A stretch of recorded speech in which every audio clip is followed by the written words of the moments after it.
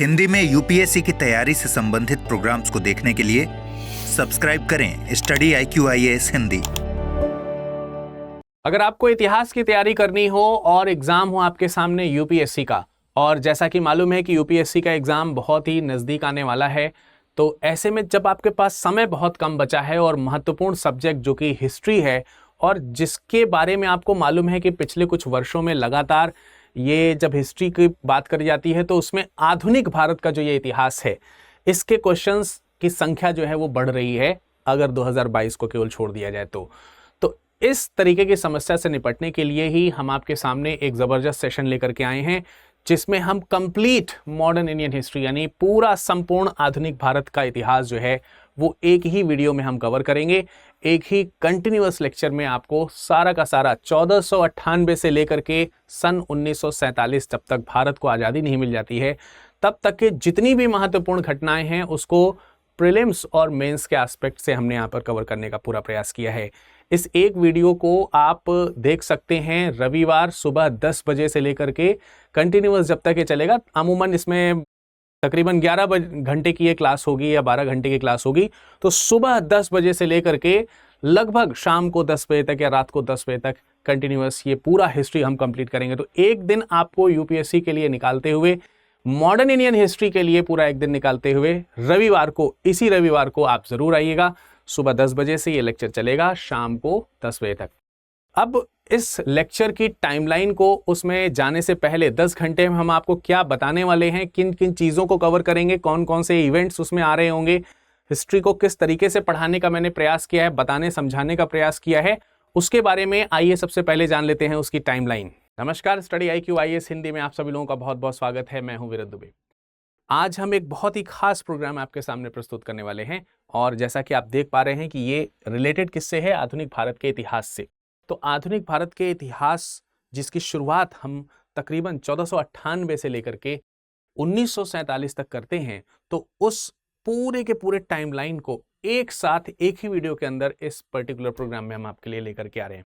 तो क्या उद्देश्य है, क्यों है ऐसा, किस लिए किया जा रहा है, अगर हम इसकी बात करें तो सबसे पहले तो आप ये समझ लीजिए, पहली बात तो यहाँ पर हम टाइम बिल्कुल भी वेस्ट नहीं करने वाले हैं आपके लिए, क्योंकि ये बहुत ही महत्वपूर्ण समय है और इसमें बहुत ही एक लंबा सेशन मैं आपके सामने वन गो में लेकर के आ रहा हूँ, जिसमें हम ये जो इवेंट है इसको पूरा कंप्लीट करेंगे। जैसा कि मैंने आपको बताया कि 1947 तक के इतिहास को पढ़ना है, 1498 में यूरोपियों के आगमन से लेकर के। अब ऐसा क्यों किया जा रहा है, उसके पीछे रीज़न क्या है? अगर आप यूपीएससी को थोड़ा सा देखेंगे और पिछले खासकर 2015 के बाद से अगर देखेंगे तो 2015 के बाद से लगातार जो मॉडर्न इंडियन हिस्ट्री है उसका पोर्शन बढ़ता हुआ नज़र आ रहा है। हालांकि इसमें एक अपवाद जो है वो पिछले साल का रहा है 2022 वाला, जिसमें तकरीबन 4 से 5 क्वेश्चन ही मॉडर्न इंडियन हिस्ट्री के पूछे गए थे। लेकिन अगर हम देखें औसतन जो है पिछले 4-5 वर्षों में 8 से 10 क्वेश्चन आपको मॉडर्न इंडियन हिस्ट्री से ही हिस्ट्री में बनते हुए प्रीलिम्स में खास तौर से देखने को मिल रहे हैं। तो ऐसे में इंपॉर्टेंट हो जाता है इस सेक्शन को हमारे लिए पढ़ना। तो इधर बीच अगर देखें तो ये काफ़ी इंपॉर्टेंस दिखा ही रहा है। 2018 में अगर हम बात करते हैं तो तकरीबन 12 क्वेश्चन केवल मॉडर्न इंडियन हिस्ट्री से आए थे। तो वही मैं बोल रहा हूँ, ऑन एन एवरेज 10 से 12 क्वेश्चन आपको यहाँ से मिल रहे हैं। इनकी एक साथ प्रिपरेशन एक ही टोन में, एक ही लय में आपको यहाँ पर होते हुए देखने को मिलेगी। खास बात क्या है इसमें कि सारा का सारा जो ये मैं लेक्चर है ये पूरा हैंड रिटन बेसिस पे आपको यहाँ पर पढ़ाऊंगा। PPTs हैं जस्ट टू राइट डाउन, आपके सामने उसको दिखाने के लिए, समझाने के लिए। और इसमें खास बात ये भी होगी कि हम इसमें न सिर्फ हस्तलिखित तरीके से आपको यहाँ पर दिखा रहे हैं, बता रहे हैं, समझा रहे हैं, 2 से 3 तरीके की चीज़ों को हमने इसमें समावेशित करने का प्रयास किया है। खास बात यह है कि जब आप हिस्ट्री पढ़ते हो तो फैक्ट्स इंपॉर्टेंट होते हैं, नो डाउट, लेकिन क्या आप जब मेंस की तरफ बढ़ रहे होते हैं, यानी कि अगर इतिहास को हम प्री के आधार पर केवल पढ़ते हैं तो क्या केवल फैक्ट से काम बन जाएगा? नहीं। और खासकर अगर हम मेंस में चल रहे हैं तो केवल और केवल फैक्ट से काम नहीं बनने वाला है। आपको का पूरा एनालिटिकल जो अप्रोच है वो भी हमको रखना पड़ता है, क्योंकि विश्लेषणात्मक प्रश्न आते हैं, व्याख्यात्मक प्रश्न आते हैं, और आजकल जो प्रीलिम्स में भी क्वेश्चन पूछे जाते हैं उसमें भी इस तरीके के अप्रोचेस को रखा जाता है कि आप जरूर इसको टच कर सकें। तो एक बार मैं आपको सबसे पहले ये बता देना चाहता हूं कि हम किस क्रम में हम सारी चीजों को पढ़ने वाले हैं। बहुत बड़ा इतिहास है। आप 1498 से लेकर के 1947 तक का इतिहास पढ़ने वाले हैं तो बहुत लंबा इतिहास है। उस इतिहास को अगर हम एक टाइमलाइन में आपको बताना चाहें तो जिससे आपको एक समझ विकसित हो जाए कि आखिरकार हम क्या पढ़ने वाले हैं। ठीक है, जैसे शुरुआत मैंने आपको बता दिया कि भाई 10 से 12 क्वेश्चन आने हैं, है ना। पिछले साल 4 क्वेश्चन आए थे, 2018 में 12 क्वेश्चन आए थे, 2020 में 8 के आसपास क्वेश्चन आए थे। तो ये 8 से 10, 10 से 12 क्वेश्चन का जो हेरफेर है उसके लिए आपको ये टाइमलाइन अगर है तो समझ विकसित अच्छी तरीके से होगी। आप समझ पाओगे कि हम आगे की वीडियो में इसके अंतर्गत क्या पढ़ने वाले हैं। तो जैसे कि आप सब लोगों को मालूम है कि यूरोपियों के आगमन से लेकर के हम भारत की आज़ादी तक की चीज़ों को पढ़ने वाले हैं। तो हम इसमें सबसे पहले पुर्तगालियों के इतिहास के बारे में जानेंगे। कैसे 1498 में वास्को डी गामा भारत आया, क्या अप्रोचेस थे उसके, क्यों वो आया, क्यों यूरोपीय ईस्ट इंडियन स्टेट्स की तरफ आ रहे थे, ऐसा क्या कारण था कि भारत जैसे देशों की खोज करना ये जो पश्चिमी सभ्यता है उनके लिए ज़रूरी हो गई थी। पुर्तगालियों में से की अगर हम बात करते हैं तो 1505 से लेकर के 1510 तक कैसे इनिशियली वो अपने आप को स्टैब्लिश कर रहे हैं उसके बारे में हम बताएंगे। डचेस के आगमन के बारे में बताएंगे। 1902 में किस तरीके से डचेस यहाँ पर आए हैं, किस तरीके से डचेस के आने के बाद में अंग्रेज यहाँ पर आए और कैसे उन्होंने इतने वर्षों तक हमारे ऊपर शासन किया। तकरीबन 1600 में ईस्ट इंडिया कंपनी के गठन के बाद 1607-8 में वो आकर के यहाँ पर फैक्ट्रीज वगैरह एस्टैब्लिश करने लगते हैं। 1611 में मसूलीपट्टनम में उन्होंने पहली ऑफिशियल फैक्ट्री एस्टैब्लिश करी। इन सब चीज़ों के इतिहास के बारे में हम लोग जानेंगे। साथ ही साथ डेनिश भी आए और डेनिश के बाद जो हमारे फ्रांसीसीज हैं वो आए। 1616 में डेनिश के आने के बाद में फ्रांसीसीज आते हैं और फ्रांसीसीज 1664 के आसपास अगर हम देखें तो यहाँ पर आकर के अपनी फैक्ट्रीज वगैरह एस्टैब्लिश करने लगते हैं। इन सब तमाम यूरोपीय शक्तियों के आगमन से जो प्रॉब्लम आती है वो आती है कि इनमें में से कौन यहाँ पर अपने वर्चस्व को कायम रख पाएगा, ये विदेशी भारत में आकर के कितने, इनमें में से कौन टिकेगा। इन सब के बीच में आंतरिक युद्ध होते हैं, भारतीय भूमि पर युद्ध होते हैं। सोचने की बात है। इन सब के बारे में विस्तृत जानकारी हम आपको देंगे। इन सब में फाइनली आपने ये भी समझना होगा कि कैसे अंग्रेजों ने इन तमाम सारी पश्चिमी जो मैंने व्यक्तियों के नाम लिए उन पर कैसे वो विजय करेंगे। अंततः 1760 में फ्रांसीसियों के ऊपर विजय कैसे होगी, क्या कारण होंगे उसको हम समझने का प्रयास करेंगे। फिर उसके बाद आगे का जो इतिहास होगा वो इस बात पर डिपेंड होगा कि कैसे ये आने वाले जो व्यापारी थे, शुरुआत में ये व्यापारी थे जो भारत आए थे, कैसे इन व्यापारियों ने भारत में ही अधिकारी बनने का प्रयास किया और सफल भी उसमें हुए। और इस दौरान उन्होंने दक्षिण भारत को पहले ऑक्यूपाई किया, दक्षिण भारत के साथ साथ पूर्वी भारत में बंगाल इत्यादि को ऑक्यूपाई किया। इन सब चीज़ों के लिए हम लोग कर्नाटक वॉर्स वगैरह पढ़ेंगे। प्रथम कर्नाटक युद्ध, जैसे कि आपको मालूम है 1746 से लेकर 1748 के बीच में कर्नाटक युद्ध हुआ पहला, और फिर पहले के बाद दूसरा, दूसरे के बाद तीसरा, ऐसे 3-4 कर्नाटक युद्ध होने के पश्चात फ्रांसीसियों के ऊपर उन्होंने किस तरीके से विजय हासिल करी है। 1757 में आपने प्लासी का युद्ध किया, 1758 में 1764 में आपने बक्सर का युद्ध किया, और इस 1757 और 1764 के बक्सर, प्लासी और बक्सर के युद्ध के अंततः क्या परिणाम हुए औपनिवेशिक स्थिति को मजबूत करने में, और कैसे इसमें ब्रिटिशर्स विजयी हुए जबकि इतनी सारी यूरोपीय शक्तियां थीं, उनके विजय होने के भी चांसेस थे। इतने सारे भारत के खुद के लोकल मराठास की बात कर लीजिए, आप जो है राजपूतों की बात कर लीजिए, इन सब के ऊपर चर्चा करेंगे। और इसी इतनी हिस्ट्री के दौरान हम ये भी समझने का प्रयास करेंगे कि आखिर औरंगजेब की 1707 में मृत्यु के बाद इतना बड़ा विशाल जो ये जो मुगल साम्राज्य था, इस मुगल साम्राज्य के विभाजन की कहानी भी शुरुआत में थोड़ी सी हम पढ़ेंगे। तमाम सारे राज्य जो हैं वो स्वतंत्र रूप में उदय हुए थे, जैसे कि मैंने आपको बताया कर्नाटक है, मैसूर है, हैदराबाद है, बंगाल है, इसमें अवध है, राजपूताना राज्य हैं, इसके अलावा आपके जाट हैं, सिंध हैं। ये सारे विभिन्न प्रांत जो हैं अलग अलग जो हुए हैं, इनके ऊपर भी हम डिस्कशन जरूर करेंगे। उस डिस्कशन को पूरा का पूरा लेकर के हम आएंगे आपके पास में प्लासी के युद्ध और बक्सर के युद्ध तक। अब ये प्लासी का युद्ध और उसके बाद बक्सर का युद्ध किस तरीके से एक मील का पत्थर साबित हुआ है ब्रिटिश सत्ता के एस्टैब्लिशमेंट में, उसको एनालिटिकली हम आपको समझाने का प्रयास करेंगे। बहुत ही इंपॉर्टेंट हिस्ट्री है जिसको आप जरूर ध्यान से देखिएगा। इतना ही नहीं, अंग्रेज यहां नहीं रुकते हैं। इन सब विजयों के पश्चात उन्हें समझ में आ जाता है कि भारत वो जगह है जहां पर अपने साम्राज्य का विस्तार कर सकते हैं। तो 3-3, 4-4 फेजेस में जो है ये विस्तार हुए हैं। फिर वो चाहे वॉरेन हेस्टिंग्स के 1772 में आगमन से लेकर के लॉर्ड वेलेजली, वॉरेन हेस्टिंग्स है, इसके अलावा फिर वेलेजली की प्रसार नीतियां किस प्रकार से हैं, इन सब को हम समझने का प्रयास करेंगे। किस प्रकार से वहां पर सहायक संधि लेकर के आई गई है, किस प्रकार से स्थायी बंदोबस्त प्रणाली लेकर के आई गई है, इन सब के ऊपर डिस्कशन करेंगे। और इन सब प्रणालियों ने आरंभिक रूप से इनके प्रसार को कैसे फैलाया और उसी समय किस प्रकार से भारत को पंगु बनाया गया, एकदम कह सकते हैं कि उसकी हालत खराब करी गई, अंदर से खोखला किया गया इन सारी नीतियों की वजह से, उसके ऊपर व्याख्या रहेगी हमारी। इसके बाद और आगे इतिहास को हम बढ़ाएंगे, सहायक संधि के और आगे ले जाएंगे, तो हमको ये देखने को मिलेगा कि जो लॉर्ड डलहौजी है उसने कैसे अंतिम तौर से हमारी पूरी जड़ें खंगाल के रख दी या खोद के रख दी और पूरे साम्राज्य को ध्वस्त कर दिया, पूरे भारतीय साम्राज्य के ऊपर उसने कब्जा करने का प्रयास किया। डलहौजी की नीतियों तक, या यूं हम कह सकते हैं कि 1772 में वॉरेन हेस्टिंग्स के आने से लेकर के लॉर्ड डलहौजी की प्रसार की जो नीति है, जिसके अंतर्गत उसने सतारा, झांसी, नागपुर, अवध और न जाने कितने इस तरीके के स्टेट्स को उसने अपने शासन के अंतर्गत किया, और अलग अलग प्रकार की नीतियों के दम पर। तो इन सब से भारतीय जनता या भारतीय जो जनमानस है उसके ऊपर किस प्रकार का मानसिक प्रभाव पड़ा है, किस प्रकार से इन्होंने न सिर्फ हमें राजनीतिक सांस्कृतिक रूप से बल्कि धार्मिक रूप से भी भ्रष्ट करने का प्रयास किया है।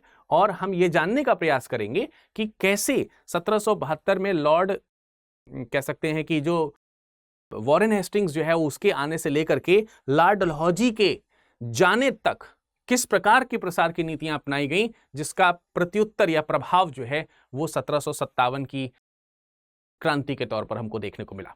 1757 की क्रांति का हम बहुत विशद वर्णन करेंगे और इसमें विश्लेषणात्मक अध्ययन होगा, जिसमें आपको जो मेंस का अप्रोच है वो भी देखने को मिल जाएगा। औपनिवेशिक जो लेखक हैं उन्होंने किस प्रकार से 1757 की क्रांति को दर्शाया है, किस प्रकार से भारतीय लेखकों ने 1757 की क्रांति को दर्शाया है, किस प्रकार से मार्क्सवादियों ने इसको दर्शाया है, किस प्रकार से जो आधुनिक राइटर्स हैं उन्होंने 1857 की क्रांति के बारे में क्या क्या चीजें कही हैं, वास्तविक रूप में क्रांति किससे प्रेरित हुई थी, कहां कहां इसके प्रभाव थे, किस तरीके से ये खत्म हुई और इसके परिणाम क्या हुए, इन सब के बारे में हम जानेंगे।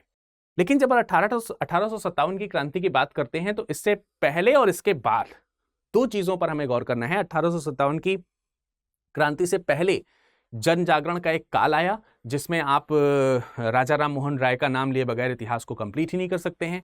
राजा राम मोहन राय, ईश्वर चंद्र विद्यासागर, देवेंद्रनाथ ठाकुर, इन सब लोगों के द्वारा किए गए जो प्रयास हैं, इनके अलावा उस समय जो इन लोगों के द्वारा एस्टैब्लिश जो तत्कालीन संस्थाएं थी या इनसे संबद्ध जो संस्थाएं थी, जैसे 1814 में आत्मीय सभा एस्टैब्लिश की गई, जैसे 1820 में आपने देखा कि ब्रह्म सभा एस्टैब्लिश की गई जो आगे चल करके ब्रह्म समाज के रूप में बनी, इन सब के बारे में हम लोग डिस्कशन करेंगे। हेनरी वेरियन डिरोजियो हो, जो यंग बंग आंदोलन है वो हो, ईश्वर चंद्र विद्यासागर हो, उनके द्वारा किए गए प्रयास हो, सती प्रथा, शिक्षा, समाज सुधार, धार्मिक सुधार, इन सब सुधारवादी आंदोलनों को भी हम इसके अंदर समावेशित करेंगे और इसके इम्पैक्ट भारतीय जनता पर किस तरीके से पड़े हैं, किस तरीके के सुधार हुए हैं और उन सुधारों के क्या परिणाम हुए हैं और उनसे ब्रिटिश सरकार को किस तरीके से परेशानी हुई, उसके ऊपर भी चर्चा निश्चित तौर पर होगी। ये सुधारवादी जो चीजें हैं ये 1857 से पहले की भी हैं और 1858 के बाद में भी हुई हैं।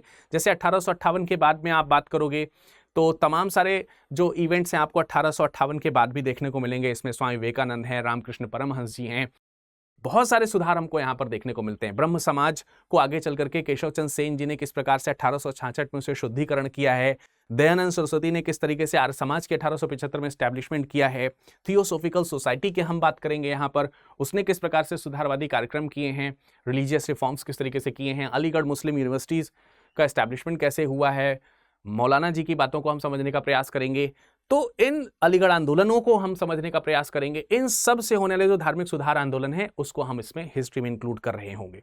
ठीक है, तो ये हमारे इतिहास। अब इन सब का उद्देश्य क्या है, क्यों ऐसा किया जा रहा है, पर्पस वही है। आप सिर्फ फैक्ट्स के ऊपर ही नहीं जाएंगे, फैक्ट्स तो हम यहां देंगे ही, पढ़ाएंगे ही, समझाएंगे ही। उन फैक्ट्स से किस प्रकार से, अगर हम मान लेते हैं कि कोई प्रश्न किसी दार्शनिक विचार के ऊपर ही आ गया, अगर मान लेते हैं कि कोई प्रश्न इस स्थिति में ही आ गया कि भाई क्यों इस तरीके के सुधार जो है वो आत्मीय सभा के द्वारा किए जा रहे थे, आत्मीय सभा के द्वारा होने वाले सुधारों के बारे में अगर पूछ लिया जाए, डिरोजियो जो कि एक विदेशी था, उसने भारत को किस प्रकार से समझा और यहाँ सुधार क्यों करना चाहता था वो, तो इन सब को आप केवल फैक्ट से नहीं याद कर सकते। इसको समझने के लिए आपको दार्शनिक विचार की आवश्यकता होती है और उनमें में से कुछ विचार मैं आपके समक्ष प्रस्तुत जरूर करूंगा, समझाऊंगा जरूर, जिससे कि आपके आधुनिक भारत के इतिहास को समझने की एक अच्छी अप्रोच जो है वो विकसित हो सके, बढ़िया तरीके से आप उस चीजों को समझ सकें।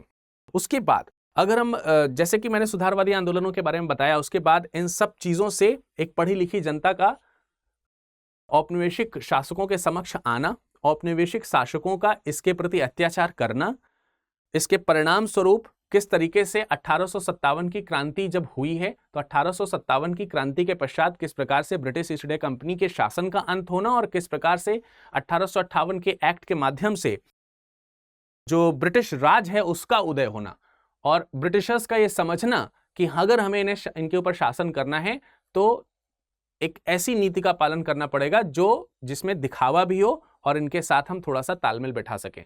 हालांकि इसका प्रभाव जो है ब्रिटिशर्स के ऊपर गलत ही पड़ने वाला था आगे चल करके, लेकिन इससे इंडियंस ने भी बहुत सारी चीजें सीखी हैं।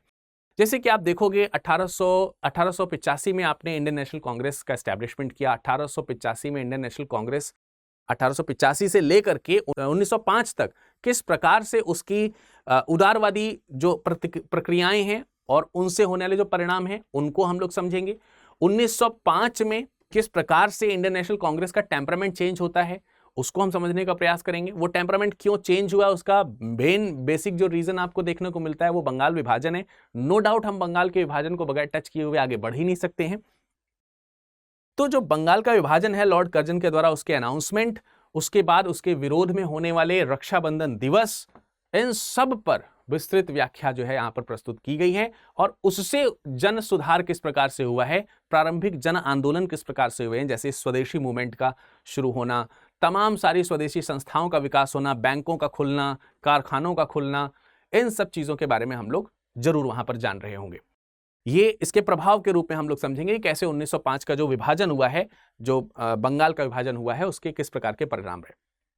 हालांकि भारत ने 1905 से लेकर के 1911 तक तमाम सारे विभाजन देखे।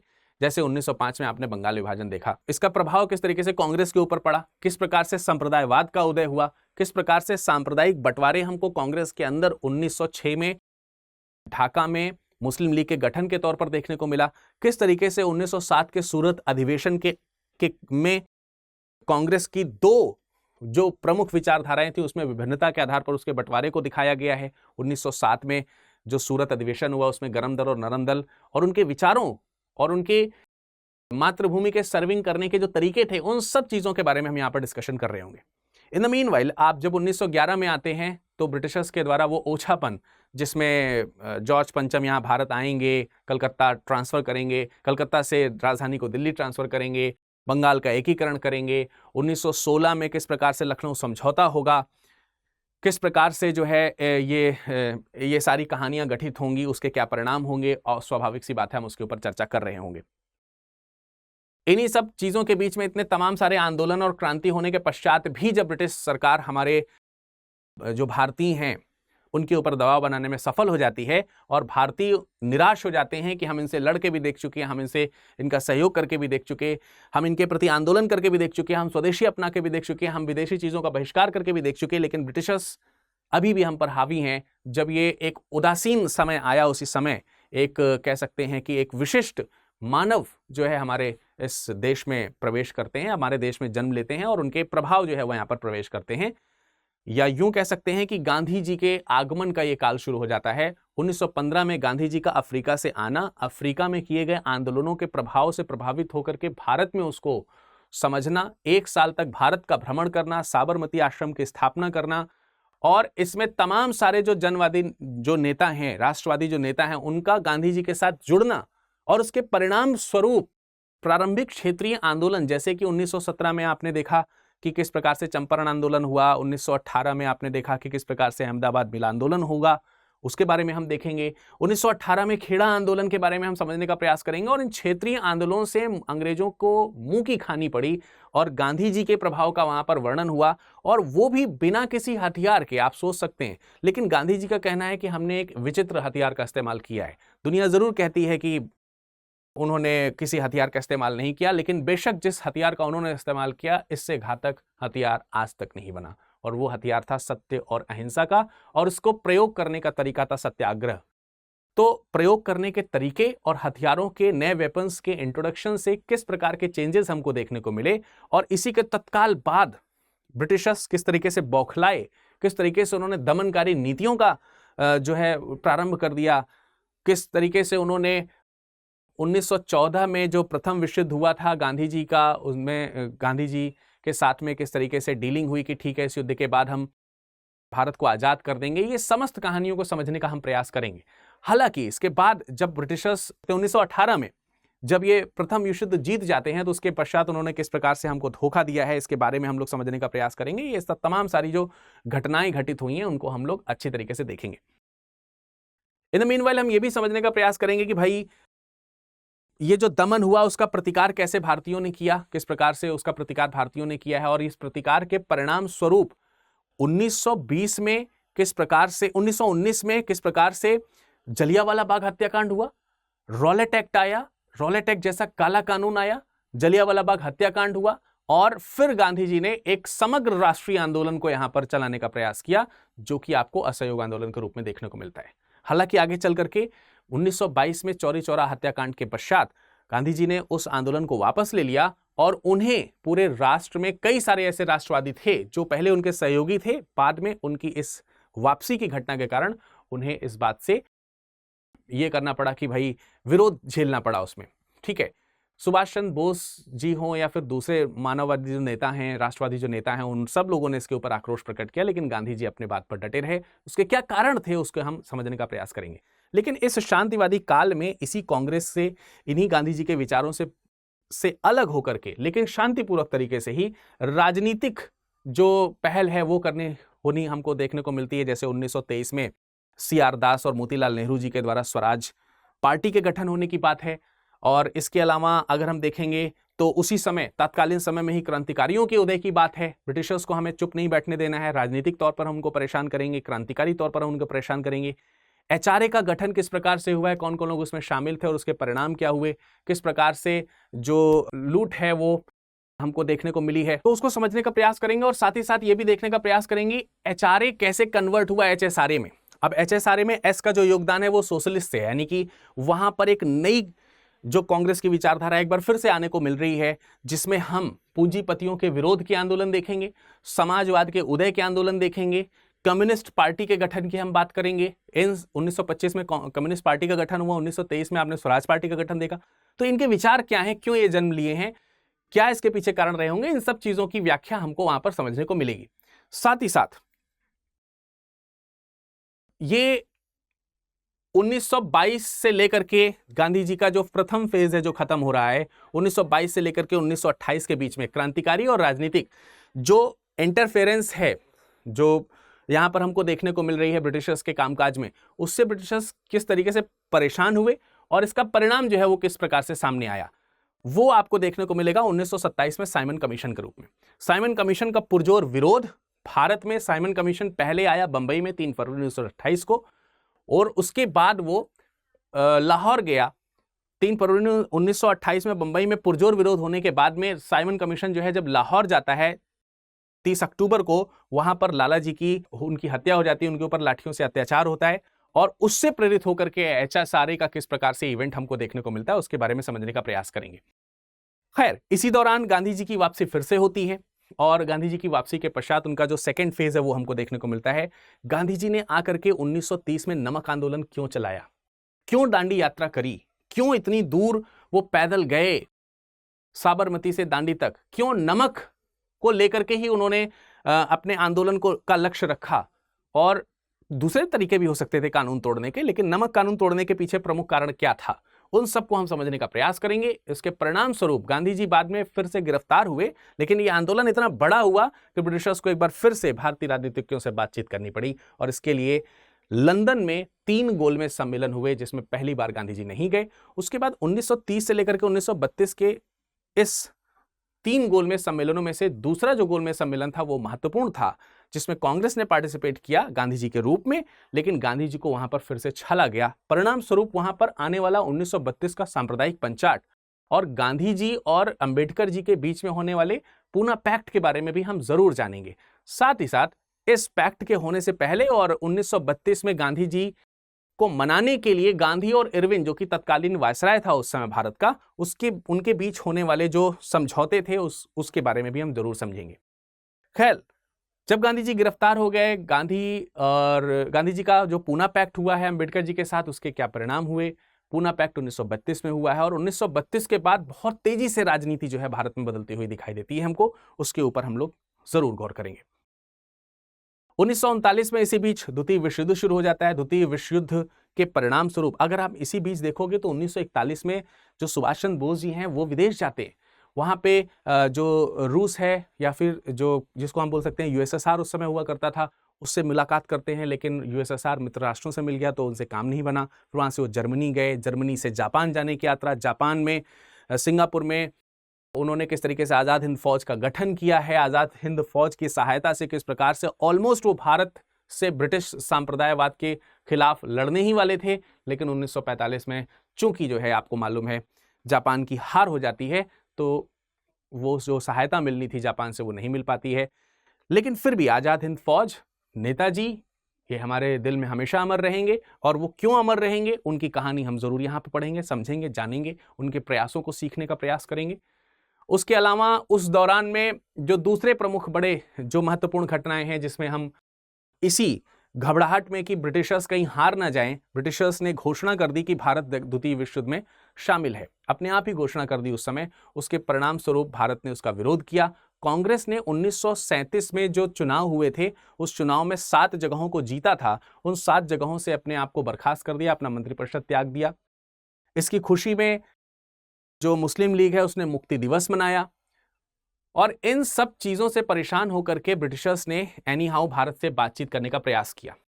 8 अगस्त को भारत में अगस्त ऑफर आता है, 8 अगस्त 1940 को, जिसके प्रावधान इतने नकारात्मक हैं और भारत को मैनिपुलेट करने वाले हैं या बेवकूफ बनाने वाले हैं कि भारत में किसी भी पार्टी ने उसको एक्सेप्ट नहीं किया, फिर वो चाहे मुस्लिम लीग हो, चाहे कांग्रेस हो, चाहे वो हिंदू महासभा हो या कोई दूसरी भी इस तरीके की जो भी राष्ट्रीय पार्टियां थी, किसी ने भी उसको एक्सेप्ट नहीं किया।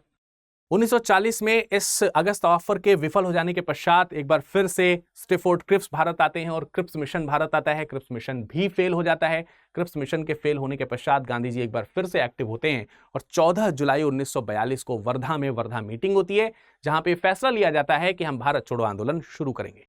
फाइनली 8 अगस्त 1942 को जो आपका भारत छोड़ो आंदोलन है वो शुरू हो जाता है। 9 अगस्त को गांधी जी गिरफ्तार कर लिए जाते हैं और तमाम सारे बड़े तात्कालिक नेता गिरफ्तार किए जाते हैं और ये जो आंदोलन था इसमें बहुत बड़ी संख्या में जन आंदोलनकारी गिरफ्तार हुए। लेकिन आंदोलन नहीं रुका, इसीलिए इसको स्वतः स्फूर्त आंदोलन के रूप में भी जाना जाता है।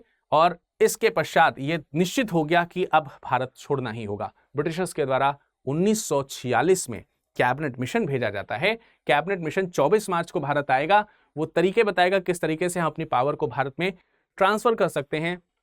उस ट्रांसफर की कहानी को हम पढ़ेंगे। साथ ही साथ उसके अंतिम समय में अगर हम देखें तो किस प्रकार से एटली का घोषणा आती है। एटली की घोषणा 10 फरवरी 1947 को हुई।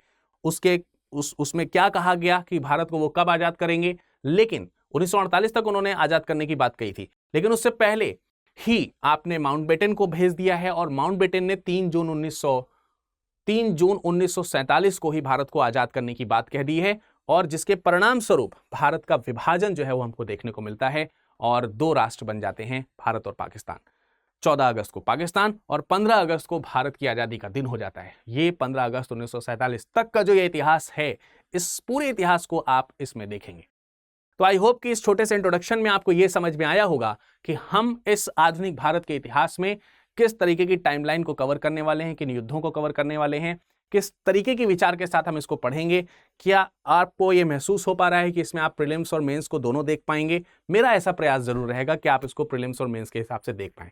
एंजॉय करिएगा पूरे लेक्चर को और बगैर देर किए हुए चलिए करते हैं शुरुआत आज के इस सेशन की, जो कि शुरू होगी भारत के आधुनिक इतिहास को लेकर के। ठीक है, और भारत का आधुनिक इतिहास शुरू होगा 1498 में भारत में पुर्तगालियों के आगमन से।